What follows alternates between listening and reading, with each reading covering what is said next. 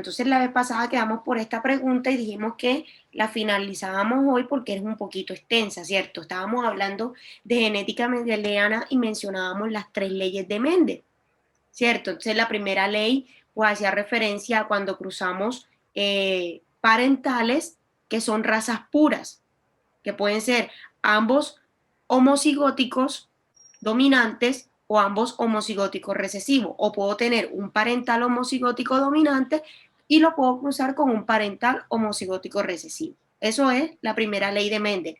Y allí mi F1, es decir, mis hijos, mi generación filial 1, iba a ser 100% igualita, ¿listo? Tanto en genotipo como en fenotipo. Ahora, la segunda ley de Mendel hacía referencia cuando yo tomaba 2 hijos de la F1 que ahora se iban a convertir en mis parentales y los cruzaba entre sí.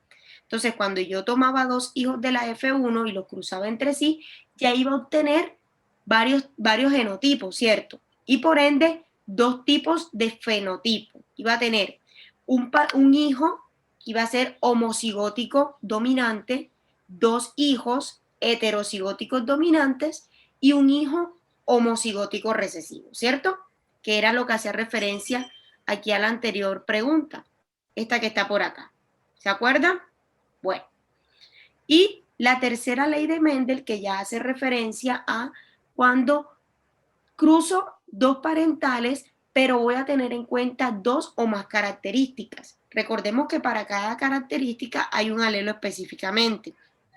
Y en este caso, por ejemplo, en la primera y la segunda ley siempre tomábamos una característica, solamente el color, solamente la textura, solamente el tamaño, una sola enfermedad, pero ya cuando hablamos de la tercera ley de Mendel, entonces tomo 2 características o más. Entonces, por ejemplo, relaciono color con textura, tamaño con alguna enfermedad, tamaño con color. ¿Listo?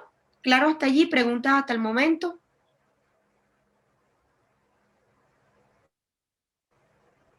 Listo, entonces continuamos. Entonces, bueno, dice, en un zoológico se realiza el cruce de conejos cuyo macho es del genotipo A mayúscula, A minúscula, esto es para una característica, B mayúscula, B minúscula para otra característica, con una hembra del genotipo A mayúscula, B mayúscula, B minúscula.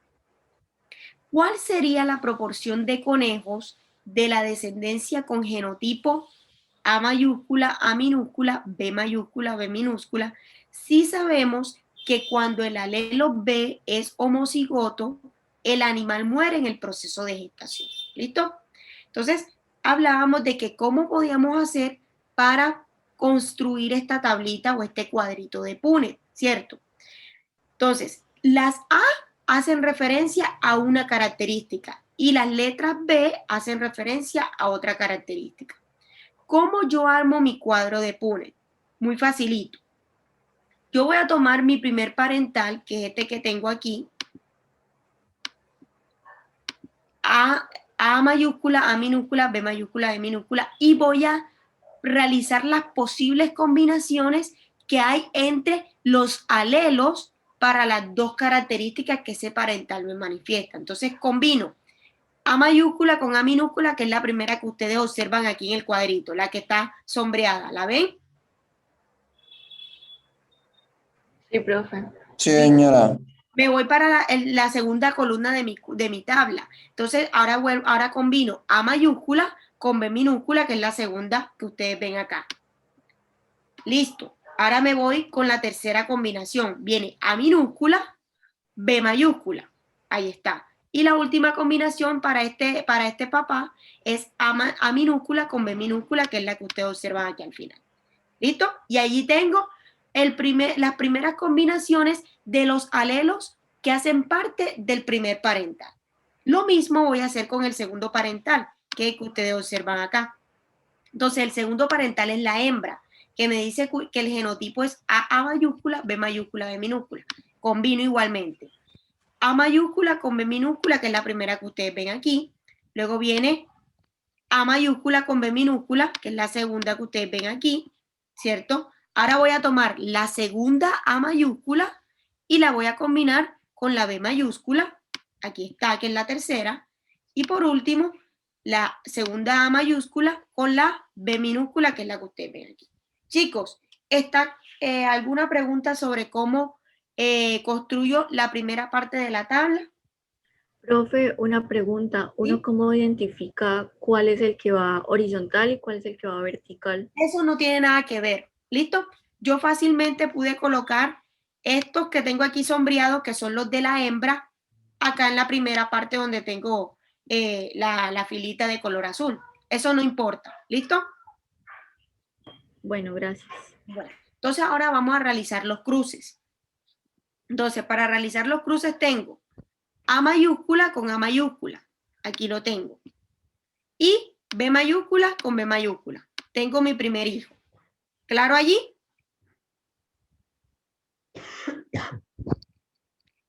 Me voy con el segundo. A mayúscula, aquí está. B mayúscula, B minúscula. Y tengo aquí el segundo hijo. Tercera combinación. A mayúscula, A minúscula, aquí está. B y B mayúscula. Aquí está el tercer hijo. Mi cuarto hijo, A mayúscula, A minúscula, B mayúscula, B minúscula. ¿Listo? Me voy ahora con la segunda fila. Entonces arranco A mayúscula, B mayúscula, B minúscula. Listo. Segundo hijo de esta fila, tengo A mayúscula y B minúscula. Ahí está. Siguiente hijo, A mayúscula, A minúscula, B mayúscula, B minúscula. Ahí está.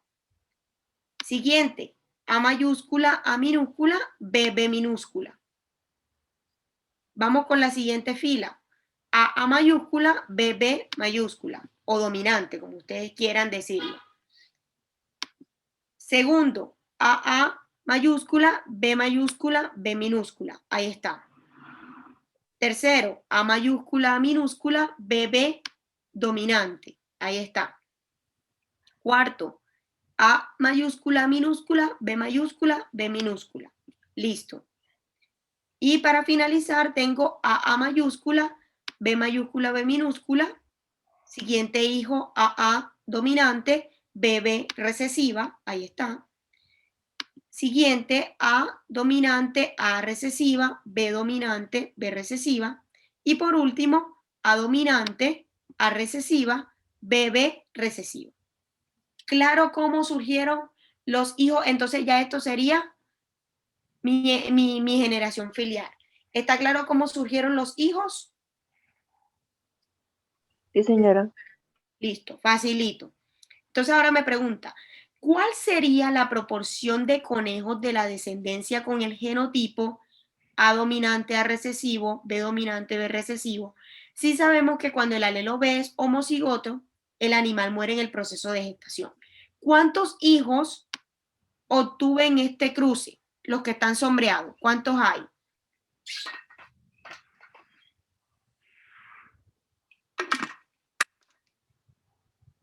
¿16 hijos? 16 hijos, ¿cierto? Listo. Ahora, de esos 16 hijos, ¿cuántos tienen el genotipo por el que me están preguntando en la descendencia? A dominante, A recesivo, B dominante, B recesivo. ¿Cuántos? Para irlo sombreando. Nos vamos con esta columna, la columna que tengo aquí, la primera columna de hijos. Allí, ¿cuántos hijos tengo con el genotipo A dominante, A recesivo, B dominante, B recesivo? Ninguno, ¿cierto? ¿Cierto? No, señora. Me voy con la segunda columna de hijos. ¿Cuántos hijos tengo con el genotipo A dominante, A recesivo, B dominante, B recesivo? Ninguno. Ninguno. Me voy con la tercera columna. Tengo por aquí uno, ¿cierto? Vamos a ponerlo de color amarillo. Ay, no, amarillo se ve muy feo. Verde se ve mejor. Listo. ¿Y cuántos más? Y este, ¿cierto? Tengo dos con el genotipo que me están pidiendo. Y en la última columna tengo Hay otros dos. este aquí y este acá. Perfecto. Entonces, de la descendencia con el genotipo que me piden, tengo 4, ¿cierto? Ahora, ¿cuál es la proporción de los conejos con esa descendencia? Si en total tengo 4, ¿cuál sería la proporción? Obviamente, ¿qué opciones descarto? La A y la B. Descartamos ahí. la B.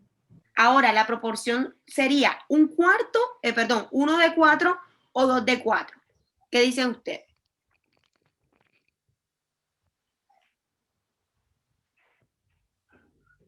1 de 4.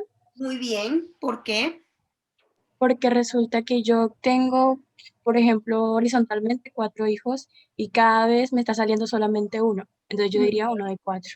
Exacto. La respuesta correcta entonces es la C. ¿Listo? Déjenme y le ingreso aquí un cuadrito de texto. Respuesta, la C. Chicos, ¿preguntas allí?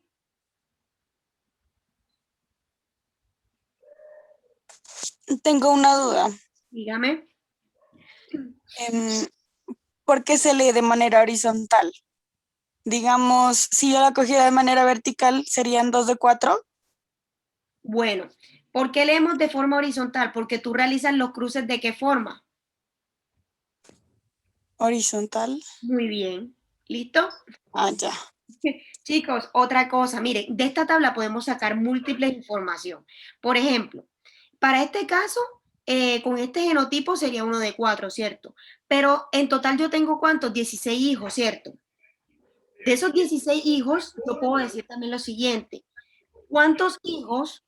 Voy a ponerlo aquí de color naranja, ¿cierto? ¿Cuántos hijos tengo con ese genotipo que yo acabo de sombrear naranja? 1, por acá tengo otro, ¿cierto? 2, Creo ¿cierto? que solo 2. 2. Entonces, yo también puedo decir que del genotipo A dominante, AA dominante, BB dominante, tengo 2 de 16. ¿Por qué 16? Porque tengo ¿cuántos hijos en total?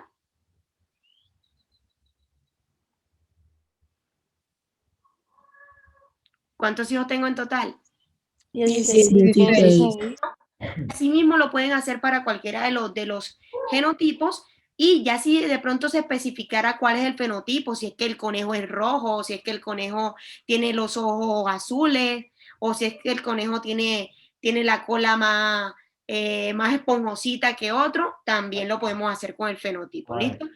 Por aquí me preguntan en el chat, ¿me podría explicar nuevamente por qué es la C? No entendí la parte de 1 de 4. Listo, con mucho gusto. Tenemos, y sombreo nuevamente esto. Estamos buscando en la descendencia, es decir, en los hijos, los que tienen el genotipo A dominante, A recesivo, B dominante, B recesivo, que es lo que me indica la pregunta, ¿cierto? Entonces, esos son los que están sombreados de color verde o los que están de color verdecito. La letra está de color verde. De todos los 16 hijos, solamente 4 presentan ese genotipo. A dominante A recesivo, B dominante B recesivo. ¿Listo? Entonces, ya yo sé que tengo 4 de ese genotipo. Por lo tanto, descarto la opción A y la opción B, que me dice que solamente tengo 2 y 3. Me quedo con la C y la D. Ahora, ¿cuál es la proporción de conejos de la descendencia? ¿Por qué es 1 de 4 y no 2 de 4? Porque yo estoy realizando mis cruces de forma horizontal, ¿cierto? Y si ustedes ven, en cada fila de los hijos, tengo 1, 2, 3 y 4, ¿cierto? Pero en cada fila de esos 4 que tengo, ¿cuántos pueden ser o cuántos son del genotipo A dominante, A recesivo, B dominante, B recesivo? Solo uno, ¿cierto? Entonces, por eso es 1 de 4. ¿Listo? No sé si me hice entender al compañero que me preguntó acá en el chat. Cuando estamos haciendo la tabla, las letras mayúsculas siempre van primero que las minúsculas. Sí, sí, siempre van las letras mayúsculas primero que las minúsculas. Porque, pues, ya ustedes saben que lo dominante siempre es lo que se va a expresar. Y lo dominante nosotros lo identificamos o señalamos con letras mayúsculas. Listo, chicos. Entonces, jóvenes, ¿alguna pregunta de una de las leyes de Mendel, de alguna de las leyes de Mendel que ya con este ejercicio las abarcamos todas tres. ¿Preguntas, dudas, inquietudes para avanzar a las dos últimas preguntas de esta temática? Ninguna. Bueno, entonces me voy con las dos últimas preguntas de esta temática. Dice, una de las ideas propuestas por Darwin era que entre los individuos existe una lucha por la existencia, impuesta por las restricciones ambientales. Esta idea hace parte del principio fundamental de la teoría de Darwin denominado A, selección natural, B, reproducción sexual, C, el origen de las especies, D, la herencia de los caracteres adquiridos. A ver, ¿cuál es la respuesta? Ojo, mire lo que me dicen Pues, aquí. profe, yo digo que el origen de las especies, no, el de la D, la herencia de los caracteres adquiridos, porque para poder que ellos puedan existir y la lucha por la existencia, pues tienen que como cambiar cosas en sus genes y evolucionar Pero para poder ¿cómo se llama? adaptarse. ¿Cómo se llama? ¿Cómo se llama el principio? Te están preguntando por el principio fundamental. Por acá en el chat me dicen la A. Muy bien, la respuesta correcta es la A.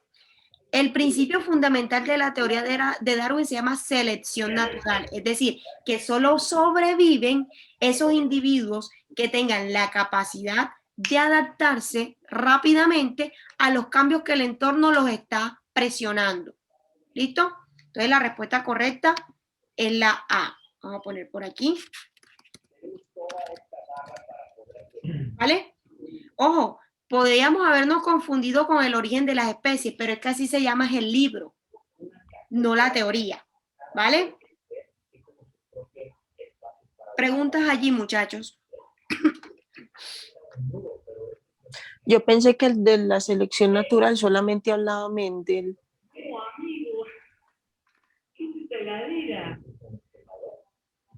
Bueno, fíjense que en Darwin también toma el proceso de selección natural. Sobrevive el más fuerte, el que más tenga la capacidad de adaptarse rápidamente a los cambios que se están generando. ¿Listo? Chicos, la última pregunta de esta temática. Por ahí tiene alguien el audio abierto que me colabore. Gracias. Dice, al comparar el ADN humano con el del chimpancé, se encontraron regiones idénticas, lo cual nos permite inferir que A, pertenecen a la misma especie, B, poseen una filogenia relacionada, C, el ADN es idéntico completamente y D, los chimpancés evolucionaron de los humanos. Profe, ¿qué es filogenia? Ok, la filogenia es una rama de la biología que se encarga de estudiar esas características comunes de dónde provenimos de forma común, como los ancestros comunes que tenemos. ¿Listo? Las relaciones que tenemos genéticamente con otros individuos, aunque no sean de nuestra especie. El desarrollo evolutivo que van teniendo las distintas especies y cómo parten de pronto de un mismo ancestro común. Por aquí me dicen la B en el chat. Muy bien, poseen una filogenia relacionada, ¿cierto? Obviamente no pertenecemos a la misma especie porque pues ellos son chimpancés. Disculpen, nosotros somos Homo sapiens sapiens. El ADN es idéntico completamente. Aquí lo único que dicen es que se encontraron regiones idénticas, no que todo el ADN es igualito. Y además, si todo el ADN fuera igualito, fuéramos una sola especie. Y me dice, los chimpancés evolucionaron de los humanos. Ya sabemos que evolutivamente eso no es así, ¿cierto? Porque entonces los chimpancés tuvieran capacidad comunicativa, pues verbal en este lenguaje que nosotros manejamos los seres humanos, ¿cierto? Y no caminaran pues de forma erguida. Nosotros evolucionamos a partir de algunos homínidos, ¿cierto? Que los homínidos todavía muchos se sostienen sobre las muñecas o los nudillos, perdón, de las manos cuando caminan. Tienen una cola larga que les permite equilibrarse. También les permite o les sirve como una extremidad para sostenerse en las ramas.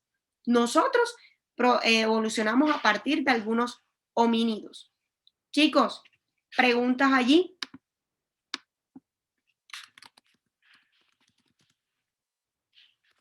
¿Preguntas? No, señora. Bueno, entonces dejo de compartir y ya proyecto el texto de lo que vamos a trabajar.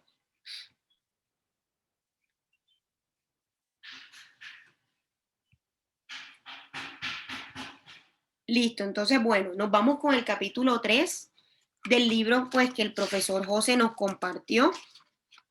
Entonces, ya ahora vamos a abarcar lo que es el componente ecosistémico. Aquí tenemos algunas preguntas, pero vamos primero a dar de pronto algunas indicaciones a nivel teórico. ¿Listo? Entonces tengo. Bueno, miren, este componente ecosistémico, entonces ahí vamos a tener las relaciones de las redes tróficas, cómo se relacionan los seres vivos entre ellos. Tengo redes tróficas y relaciones interespecíficas. Dos conceptos claves. Interespecíficas, intraespecíficas. Cuando yo hablo de interespecíficas, es esas relaciones que tienen individuos de diferentes especies. ¿Listo? Y cuando yo hablo de relaciones intraespecíficas, es esas relaciones que se llevan a cabo dentro de individuos, pero de la misma especie. ¿Claro allí? Inter, diferentes especies. Intra es individuos de la misma especie. Facilito. Entonces tengo también el concepto de población, entonces ahí tengo la dinámica poblacional, cómo se distribuyen las estrategias reproductivas y las tablas de vida. Y tengo al final de este capítulo los ciclos biogeoquímicos, entonces ahí tengo el ciclo del agua, el carbono, nitrógeno y el fósforo. Entonces, bueno, inicialmente, ¿quiénes se encargan de estudiar las poblaciones? La ecología, que este término fue introducido por primera vez por el biólogo Haeckel en 1866. Entonces, él define la ecología como esas relaciones de un organismo con el entorno en donde se encuentra. Fácil. Y entonces ahí ya sabemos que tenemos factores bióticos y factores abióticos. Dentro de estas relaciones vamos a tener algunos eslabones, que son individuo, población, comunidad, ecosistema, bioma, biosfera, ¿cierto? Unos conceptos claves que de pronto hemos manejado desde primaria. Entonces, individuo hace referencia a un organismo de una especie determinada. Entonces, si yo tengo un gato, eso es un individuo. Un ratón, eso es un individuo de una especie específica. Un solo ser humano es un organismo de una especie específica. Cuando ya yo tengo más de 2 individuos de la misma especie, entonces se conforma una población. ¿Listo? Entonces yo tengo 7 perros, una población de perros. 7 humanos mezclados entre hombre y mujer, tengo una población de humanos. ¿Listo? El tercer nivel, o esto es hablando de organización, el tercer nivel sería comunidad, y es la relación que existe entre distintas poblaciones que comparten un mismo entorno, un mismo hábitat. Entonces, por ejemplo, tengo una población de rinocerontes, tengo una población de cebras, tengo una población de leones que conviven en la sabana africana. Eso allí, esa población de rinocerontes, leones, cebras, junto con los pastizales que están en ese entorno, me conforman una comunidad. ¿Listo? Ya subo a otro nivel, ecosistemas. Entonces miren que ya es un sistema abierto y complejo compuesto por distintas comunidades. Entonces aquí me menciona factores bióticos y abióticos. Entonces ya sabemos que animales, plantas, bacterias, hongos, nutrientes, energía, clima, agua, suelo. Ya tengo en cuenta otros factores, además de las comunidades que están allí interactuando. Y bioma es una región específica del planeta Tierra que comparte unas características particulares hablando de clima, relieve, humedad, ¿cierto?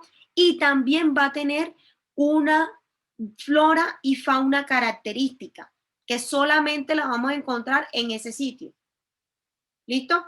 Entonces yo ahí tengo el bioma de desierto, tengo el bioma de pradera, tengo el bioma de bosque seco tropical, bosque húmedo tropical, tundra, ¿listo? Páramo. Y por último tengo la biosfera, que es la interacción de todos los biomas con sus factores bióticos y abióticos. Entonces ya la biosfera sería nuestro planeta Tierra. Bueno, ¿preguntas hasta allí?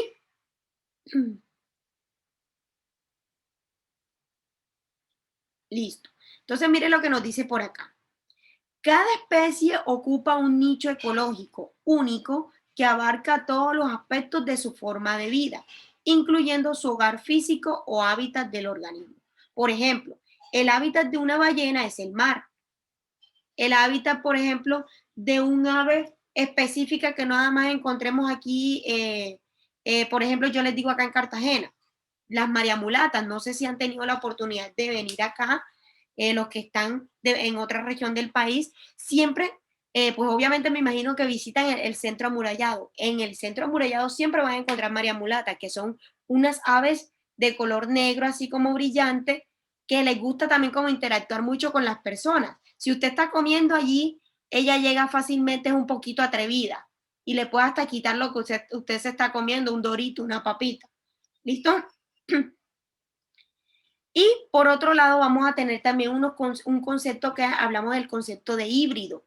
Es cuando se cruzan o se emparejan organismos de distintas especies. Entonces ya vamos a tener híbridos que por lo general nacen estériles, es decir, ellos van a desarrollarse en todas sus etapas, pero incluso pueden copular con, si tengo un macho, puede copular con su hembra, pero no van a producir descendencia porque son estériles.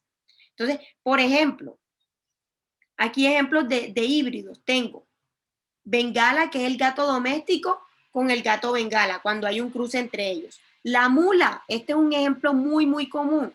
Y nosotros lo vemos en muchas regiones del país, que este animal, la mula, es utilizado para el trabajo de campo, ¿cierto? Porque es bastante fuerte, tiene un tamaño moderado, soporta muchísimo peso y pues tiene una longevidad muy buena. ¿Qué es el cruce? La mula es producto de una yegua con un burro. Es decir, la mamá es una yegua y el papá es un burro.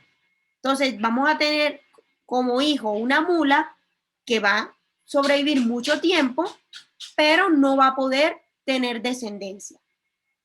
Y también tengo un ejemplo del puma pardo, que es cuando cruzo un puma macho con un leopardo hembra. ¿Preguntas hasta allí? Bueno, entonces nos vamos a las poblaciones. Población es el conjunto de organismos de la misma especie que ocupa un determinado espacio. Entonces, ahí podemos tener población de ratón, robles, garrapatas, leones, caballos, vacas, la que ustedes quieran. ¿Listo? Y hablamos en términos de dinámica poblacional, que es cómo se comportan, o es la parte de la ecología que se encarga de estudiar las variaciones durante un lapso de tiempo y un espacio determinado, cómo se comporta la densidad de esa población, qué tantos individuos nuevos nacen, qué tantos individuos llegan a la edad reproductiva, cuántos individuos mueren, cuántos individuos migran, cuántos individuos sobreviven. ¿Listo? Ahí disculpen el vendedor, ustedes saben que esto es del día a día. Entonces, miren, llamamos densidad poblacional al número de individuos de una especie que ocupa un área determinada.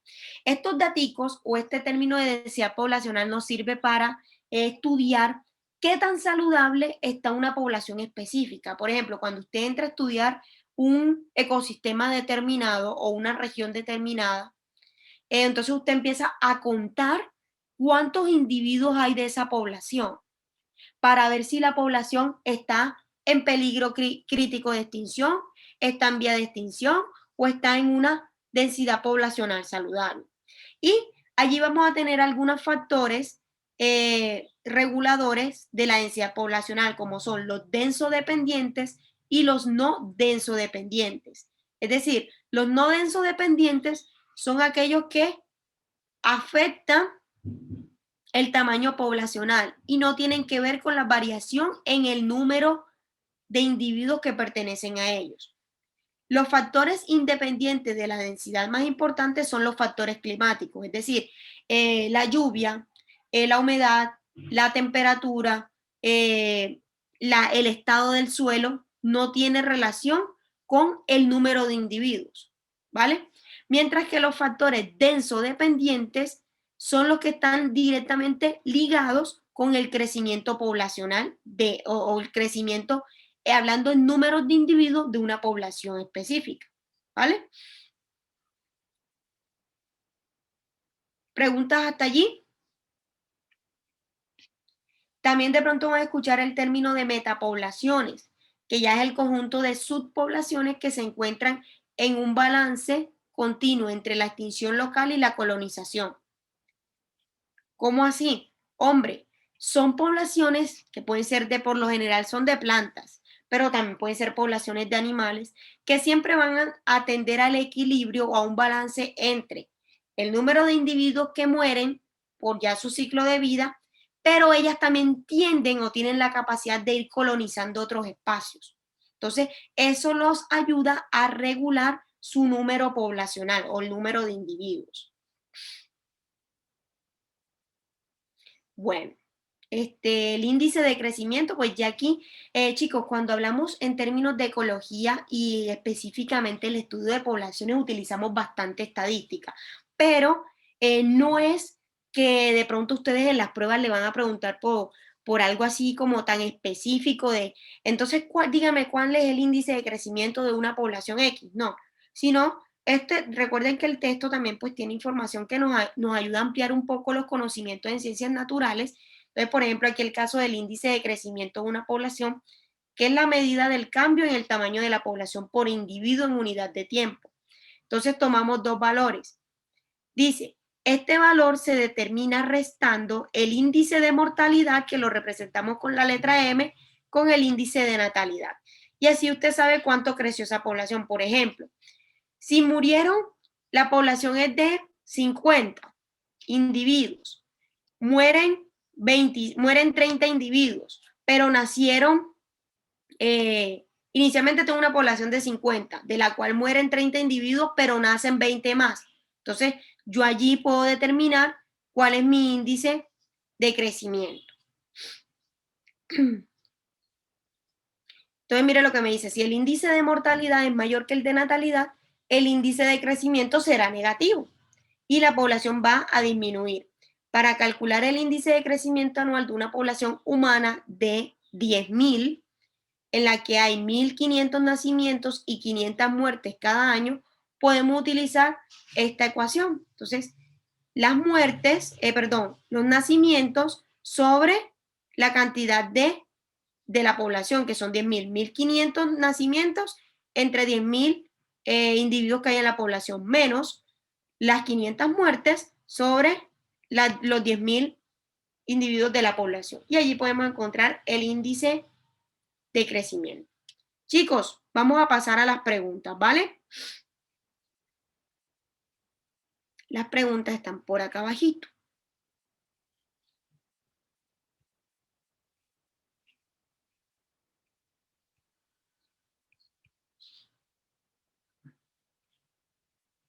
Bueno, en resumen, dice, existen dos teorías principales sobre los factores que condicionan la estructura de las redes tróficas y el funcionamiento de sus comunidades asociadas. Una propone que la complejidad y longitud de la red la determina la dinámica de poblaciones en la comunidad y cómo éstas reaccionan a perturbaciones ambientales. La otra propone que la cantidad de energía que entra al sistema es la que determina la complejidad y la longitud de la red. Las relaciones entre individuos pueden ser intra o interespecíficas. Entonces ya saben, intra cuando ocurren dentro de individuos de la misma especie. Inter cuando la relación es entre individuos de distintas especies. Entonces miren lo que me dice. Las principales intraespecíficas son cooperación y competencia, ayuda mutua entre ellos o rivalidad entre ellos por un recurso. Y las principales interespecíficas son neutralismo, mutualismo, simbiosis, comensalismo, competencia, depredación y amensalismo.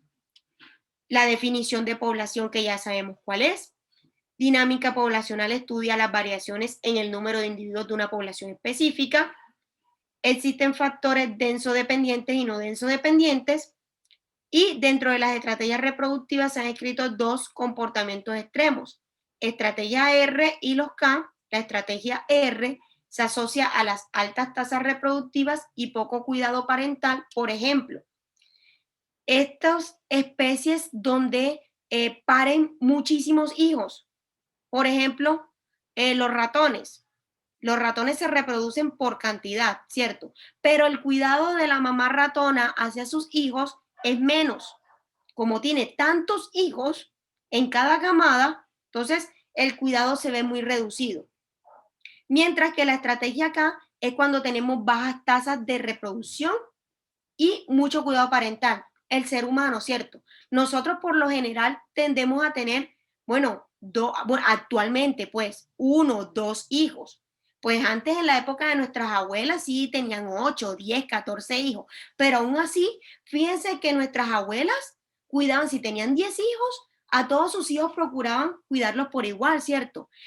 A las mujeres educarlas pues anteriormente en términos de que aprendieran a hacer labores domésticas, a los muchachos de pronto a trabajar el campo.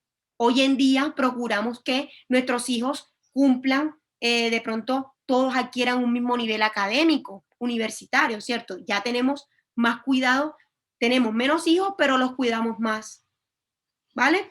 Y por último, las tablas de vida resumen las estadísticas vitales de cada rango de edad en una población.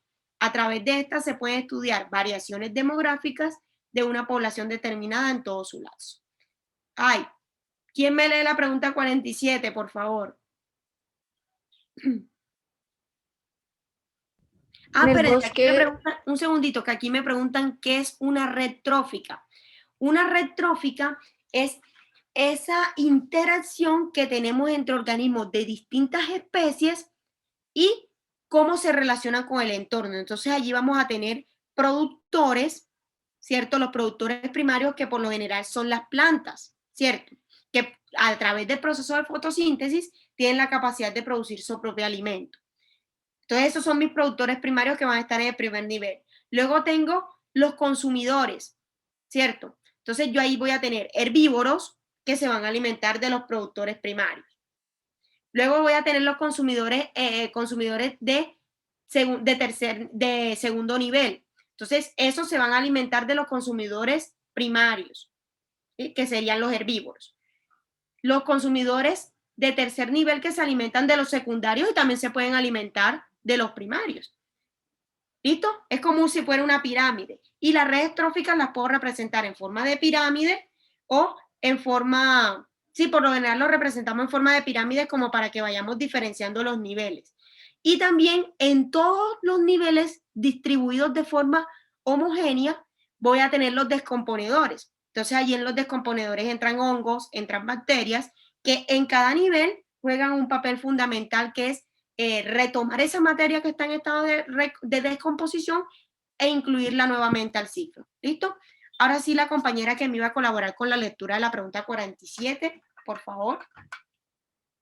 Listo, profe. El bosque tropical es un ecosistema diverso y muy dinámico.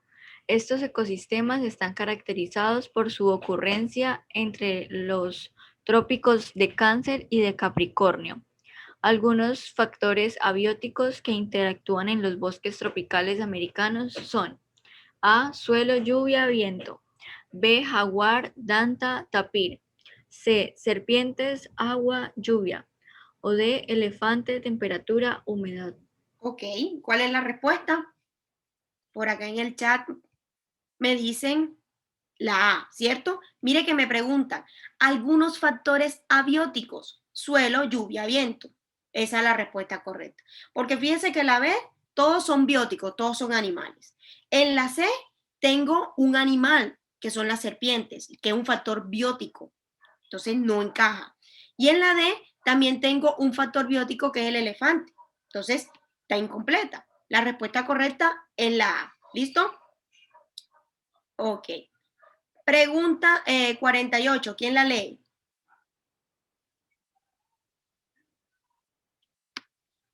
Yo, profe. Adelante.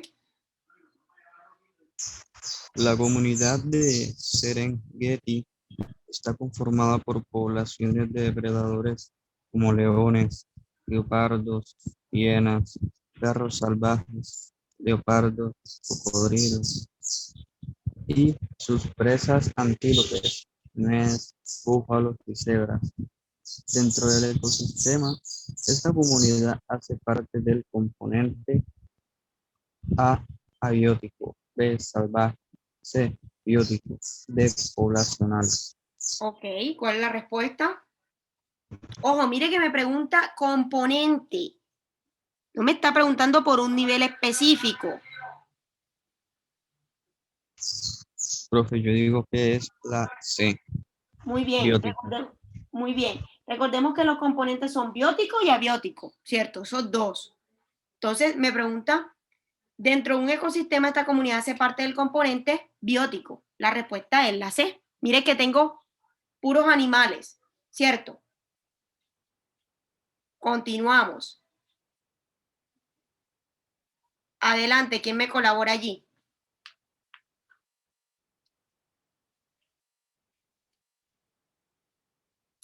Donde dice las micorrizas son hongos. Las micorrizas son hongos cuyo hábitat son las raíces de algunas plantas.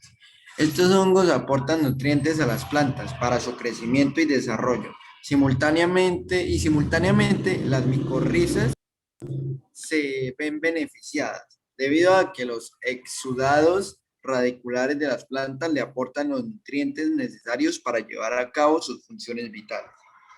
49. Según el texto, la interacción entre micorrizas y algunas leguminosas, como el frijol, corresponden a una interacción A, simbiótica, B, lumínica, C, parasitaria, D, mutuamente excluyente. Ok. ¿Cuál es la relación allí? Muy bien. Por aquí en el chat me escriben la A. Simbiótica, ¿cierto? Fíjese que allí dice, estos hongos aportan nutrientes a las plantas para su crecimiento y desarrollo. Simultáneamente, las micorrizas se ven beneficiadas debido a los exudados radiculares de las plantas que le aportan nutrientes necesarios. La relación es simbiótica. ¿Listo? Facilito. ¿Qué es lumínica? Por favor, ¿me puede explicar? Relación lumínica sería directamente con los rayos solares. ¿Listo? Ah, ok, gracias. Bueno, nos Señora, vamos disculpe con... que le interrumpa. Y Para que me haga adelante. el favor de explicarme un poquito más sobre simbiótico. Ok, bueno, una relación simbiótica es la que vamos a tener entre organismos de distintas especies o, bueno, también lo podemos tener entre organismos de la misma especie, pero ambos se ven beneficiados. ¿Listo? Las especies que están interactuando o los seres que están interactuando se van a ver beneficiados. Como en este caso, por ejemplo, el hongo le aporta nutrientes para que la planta crezca, pero a la planta a su vez le aporta nutrientes al hongo para que lleve a cabo algunas funciones vitales. Me preguntan acá en el chat, ¿por qué no es la D? Mire que dice mutuamente excluyente.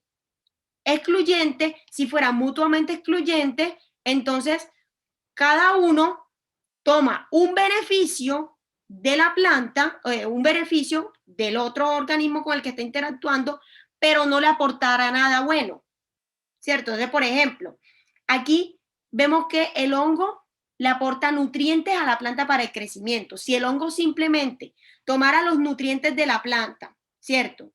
Para hacer sus funciones vitales, pero no le generara nutrientes a la planta para su crecimiento, allí sí fuera mutuamente excluyente. ¿Listo?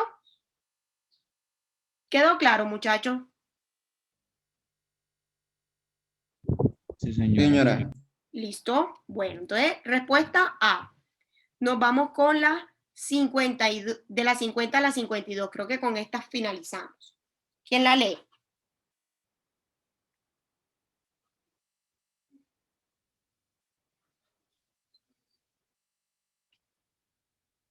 A ver, ¿quién la lee? Dale, yo la leo. Adelante. Entonces dice, Pym y Lawton investigaron la estabilidad de diferentes modelos tróficos mediante análisis de perturbación que consistía en desequilibrar las comunidades que habitaban en un lugar específico. Los investigadores encontraron que comunidades con mayor número de niveles tróficos tienen también tiempos de retorno más largos, son más inestables, es decir, sus poblaciones permanecen más tiempo en desequilibrio luego de una perturbación, situación que las ubica en un alto nivel de vulnerabilidad y en peligro de extinción. Por otro lado, comunidades con menor número de niveles tróficos tienen tiempos de retorno más cortos, es decir, son más estables. El siguiente gráfico nos muestra la frecuencia de tiempos de retorno en escala arbitraria de algunos modelos de niveles tróficos en una comunidad. Ok, entonces mire que tengo 3 niveles tróficos. Tengo este nivel 1 que tiene 3 eslabones base, ¿cierto? Entonces tengo el nivel 1 solamente tiene 2 niveles, los circulitos oscuros y el claro. Los 3 oscuros me forman como una base y luego viene el nivel clarito. El nivel trófico 2, lo mismo, solo que tiene 2 bases y uno superior. Mientras que el nivel trófico 3 tiene 4 niveles, ¿cierto? 1, 2, 3 y 4. ¿Claro allí?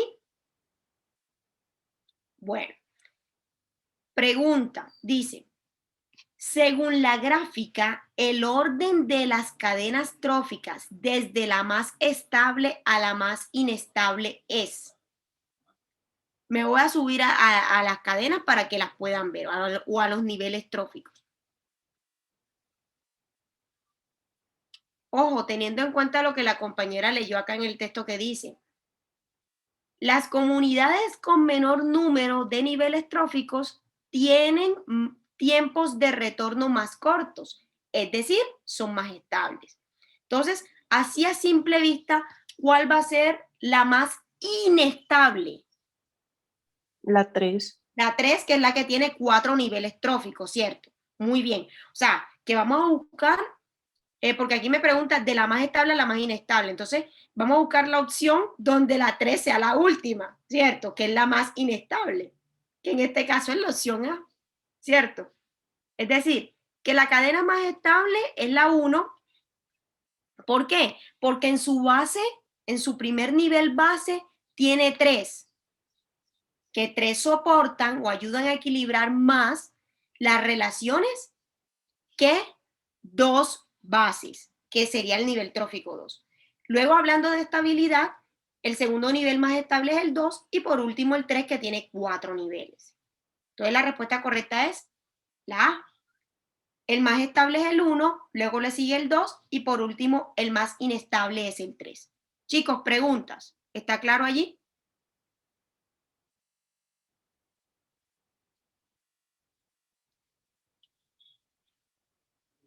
¿Claro, muchachos?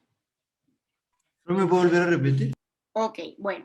Miren que acá el texto nos decía, los investigadores encontraron que las comunidades con mayor número de niveles tróficos tienen también tiempos de retorno más largos, es decir, son más inestables. Por ejemplo, mira aquí en la gráfica, tengo 3 niveles tróficos, 1, 2 y 3. El nivel 3 tiene ¿cuántos eslabones?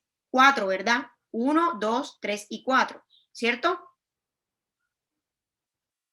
Quiere decir que como tiene 4 eslabones, va a ser más inestable. ¿Por qué? Porque le va a tomar más tiempo en encontrar o más tiempo en equilibrar su red trófica si hay algún desastre, porque son 4 niveles que tiene que reestructurar. Y mire que cada nivel es dependiente del anterior. Entonces, mire aquí en el texto también que me decía. Por otro lado, comunidades con un menor número de niveles tróficos tienen tiempos de retorno más cortos, es decir, son más estables. En este caso, el nivel trófico 1 y el nivel trófico 2, cada uno verticalmente, ojo, verticalmente tiene 2 niveles, ¿cierto? O sea, estos dos son más estables que el nivel trófico 3, que verticalmente tiene 4 niveles. Ahora, entre el 1 y el 2, ¿cuál es el más estable? Hombre, en el 1 yo tengo 3 niveles bases, mientras que en el 2 tengo solo 2 niveles bases. Cuando yo tengo 3 niveles bases, esto me va a permitir que si de esos 3, uno se me empieza a fragmentar o se me empieza a alterar por X o Y motivo, por cualquiera de las razones que aquí el texto me menciona, una perturbación, una vulnerabilidad, algo en particular, yo voy a tener 2 niveles en ese mismo piso, por decirlo así, que me ayuden a equilibrar mi red trófica y que no permitan que el nivel superior se me desborone. ¿Listo? Mientras que en el nivel trófico 2 solamente tengo 2 de esos puntos, es decir, solamente 2 puntos en el piso 1. Si yo altero uno de esos 2 puntos del piso 1, es más fácil que el nivel superior se me desborone. ¿Vale? Entonces, por eso me preguntan aquí, según la gráfica, el orden de cadenas tróficas desde la más estable a la más inestable es. Ya sabemos que la más inestable es la 3 porque tiene 4 pisos o 4 niveles, hablando en términos verticales. Y entre más niveles tenga, más inestable es. ¿Cierto? Entonces ya sabemos que la 3 es la más inestable. Ahora, entre la 1 y la 2, la que tiene mayor estabilidad es la 1 porque tiene 3 niveles o 3 punticos en el nivel básico, en el nivel 1. Que si uno de esos 3 se altera, tengo 2 para que soporten al nivel superior. ¿Listo? Por eso la respuesta correcta es la A. Vale, gracias. Bueno, y la última pregunta, ay, ya ahí vieron. La última pregunta, la 51, dice, en un ambiente con alta frecuencia de perturbaciones y bajos tiempos de retorno, se esperaría que la red trófica 1, esta que está aquí, la que tiene los 3 niveles base y uno arriba, A, fuera más estable y se acercara a altas condiciones de vulnerabilidad más rápidamente que las demás. B, fuera más inestable y se recuperara de las condiciones de vulnerabilidad más rápidamente que las demás. C, fuera más inestable y se acercara a altas condiciones de vulnerabilidad más rápidamente que las demás. Y D, fuera más estable y se recuperara de las condiciones de vulnerabilidad más rápidamente que las demás. Entonces, primero descartamos, o es estable o es inestable. Entonces, la pregunta me dice, en un ambiente con alta frecuencia de perturbaciones y bajos tiempos de retorno, es decir, voy a tener muchos factores que me van a estar alterando la red trófica y voy a tener un tiempo reducido para que la red trófica se reponga. Entonces, con altas perturbaciones y bajos tiempos de retorno, se esperaría que la red trófica 1, bueno, vamos a escoger, ¿fuera estable o fuera más inestable? A ver. Más estable. Más estable, ¿cierto? Entonces descarto la B y la C. Ahora, ¿la correcta es la A o es la D? La D. La D, ¿cierto? Fuera más estable y se recuperara de las condiciones de vulnerabilidad más rápidamente que las demás. ¿Listo? Bueno, chicos, preguntas, dudas o inquietudes. ¿Puedes explicar de nuevo la 51, por favor? Claro que sí. Bueno, me pregunta, en un ambiente con alta frecuencia de perturbaciones y bajos tiempos de retorno, es decir, voy a tener muchos factores que me van a estar alterando mi red trófica 1, que es esta, ¿cierto? Y voy a tener poco tiempo para que la red trófica se reponga. ¿Listo?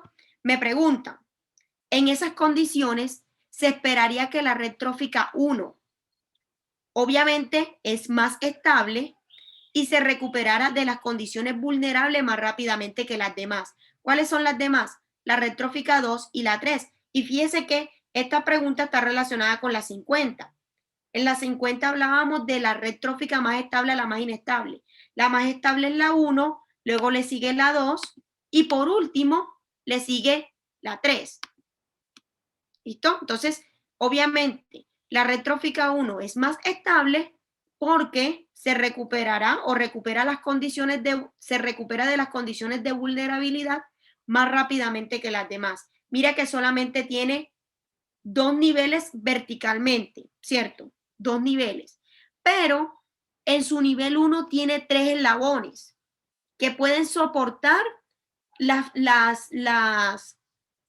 alteraciones que se están provocando, porque por ejemplo, si esas alteraciones me afectan uno de los 3, los otros 2 niveles del piso 1 van a facilitar que el nivel 2 no se me empiece a desequilibrar, mientras que le damos chance a este eslabón del piso 1 que se recupere. ¿Listo, chicos? Muchas gracias. Bueno, muchachos, nos vemos el próximo sábado. Que estén bien, se cuidan.